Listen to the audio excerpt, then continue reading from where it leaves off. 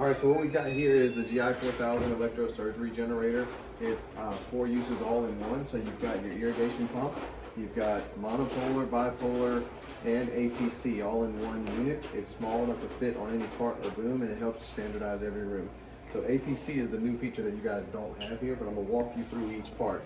So also what I want you to notice is that it's 1 foot pedal for everything. So you've got power. So if you're gonna use like hot polypectomy for a snare, or you do an APC, this is the button you're going to use, and then this is your irrigation button right here. What I recommend is if you leave the machine on standby, so you can control it either with this black button here, and it turns the machine to standby, or you can control it from the unit itself. So you can put it on standby, and you can touch anywhere on the screen and take it off. So you and the doctor can determine which way is the best for you. But typically I like to put it on standby if you're not using power, because even if it's on standby, you can still use irrigation. So even with it on standby right here,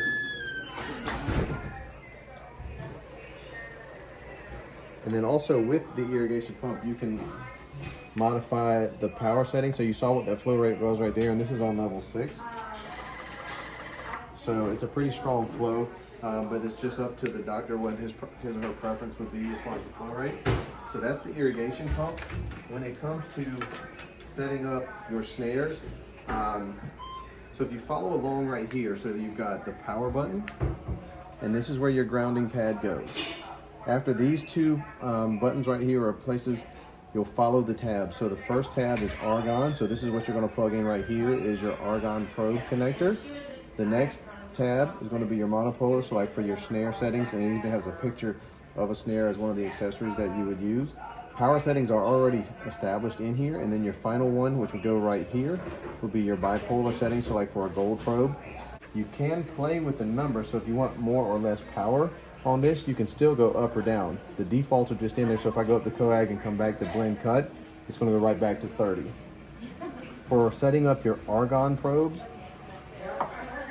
there's 2 pieces that you need. So you're gonna need the actual APC probe right here. It's called the Arc Smart right here. And then you'll need the Arc Connect, which is the connector. So this is the piece that actually connects to the machine. And so I've already got one open. So the first thing we're gonna do is we're gonna connect the grounding pad. We've got that already set up. All right, so the grounding pad is good. You want to put it on the right flank, right above the patient's backside, right here, on the right side of them. And then when you're using the argon or the APC, these are the 2 pieces. This is what it looks like when it's not in the packaging. So this is the connector, and this is the actual argon probe.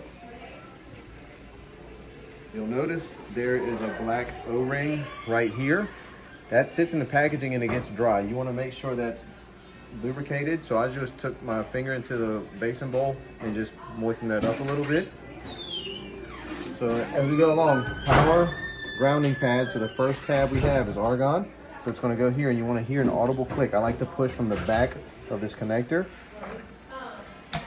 And so you hear that nice click. That lets you know that it's in. Now we made this tight on purpose, so there's a nice tight seal and no argon can leak out. This connection can only work one way. So if it goes the wrong way, it won't go in. And so now you're good to go. So now you're going to feed the argon probe through the working channel of the scope. And what you want to do is there's a purge, or secondly, there's an indicator right here to let you know how much argon is left in your tank. We're close to 100%. You should get about 100 procedures out of it. In order to use APC, you want to hit the purge button once and then twice right over the defect, and then go right into it. And you can notice it. There we go. So you see that nice distance.